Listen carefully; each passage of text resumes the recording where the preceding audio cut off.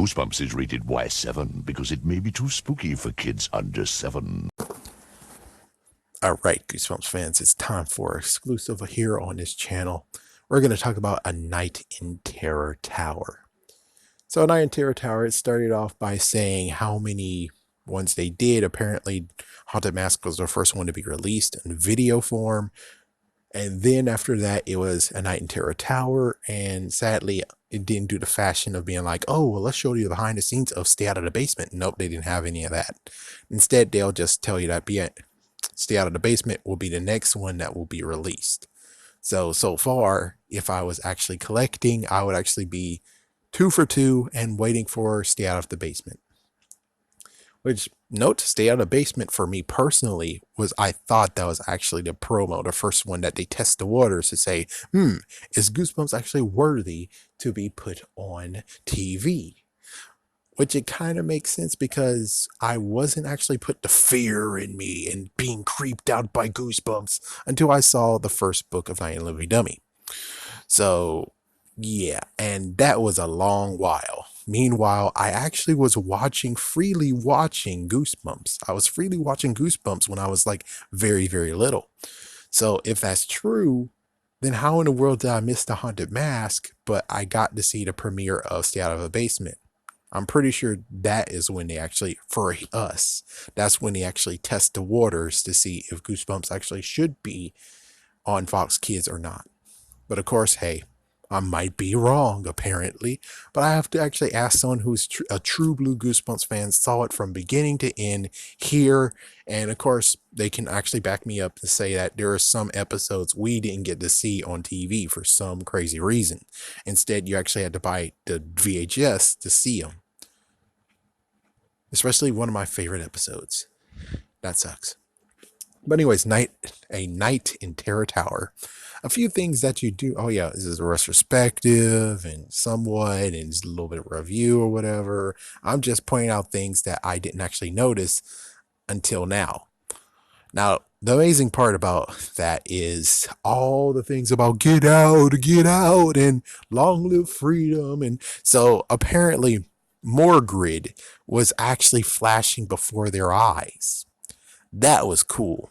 Okay, now looking at it again, it's like, oh my gosh, it's Morgrid. It's like, or you realize it. It's like, wow, all the flashes and stuff. That was Morgrid, and then there was some woman, and then there was some man. And it's kind of funny looking at the sneak peek, the behind the scenes. It turns out that they kind of somewhat did wax sculptures.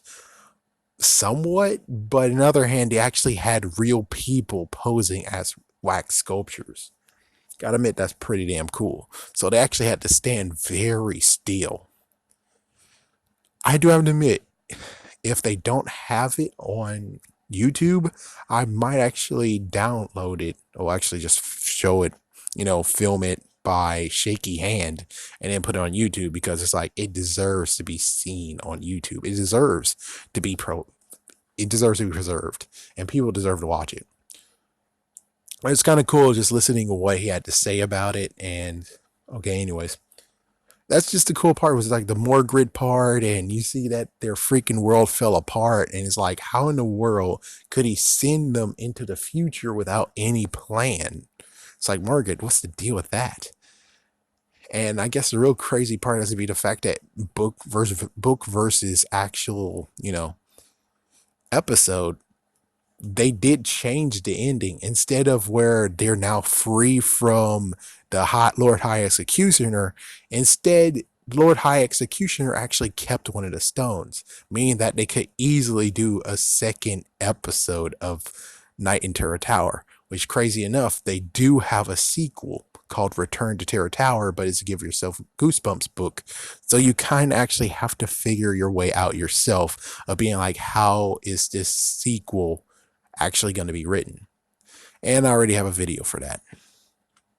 But it depends. If you guys actually want to see the video, make sure you comment down below and like the video. And if you get more and more people actually interested, I will unlock that video and you guys get to see it for yourself and understand what's Return to Terror Tower. Yeah, but of course, since they did this change, it's more the fact of now he's hunting for them, and well, they can't go back in time until Lord High Executioner wants them to, which Lord High Executioner want them dead, which is kind of crazy. Just saying, why can't you just kill them in normal times and then there you go, they're done. It's like, I have to bring them in the old times and kill them. And it's like, no, you don't. It's like, no, you don't. But I have to say, it is pretty cool how it just deteriorates, just crashes down their actual reality. And Morgrid has no idea what exactly he was doing. He was trying to save him, but he didn't actually think. And thank goodness the Morgrid in the book is not the Morgrid in the episode, because the Morgrid in the episode, in the book, is totally horrible. He's horrible. While the one in the episode is like, I'm going to give it my chance. And with a little help from Eddie, he's able to actually save them for the time being. While in the book version, it's like, oh, you're lucky. Eddie actually just did it and saved everyone and brought Morgrid along anyways, even though he's like, no, I need to stay here and help the people. Yeah, Morgrid, really? It's like, really, Morgrid? It was shattering before you actually... Well, anyways. But just looking back, it's like, it's just cool to see how it shattered. And then Morgrid was reaching out, and I was actually not thinking about it. Yeah, and then it's like so many things, and then they changed a few more things from the book to the episode, which is not that bad, though. I just have to admit, though, it's like the crazy part has to just be the fact of they could actually have made a sequel to it, episode-wise. It'll be different from kind of the sequel we got, but on the other hand, it would be interesting where they're going to still be hunted down, but this time Morgrid is running with them. Who knows what will happen, besides they wanting to go back and set things straight. Have a scary day. Have a scary night. Make sure you check out more videos, and the more videos you checked out, the more I would actually be tempted to unlock the videos and make this even better than what it is right now.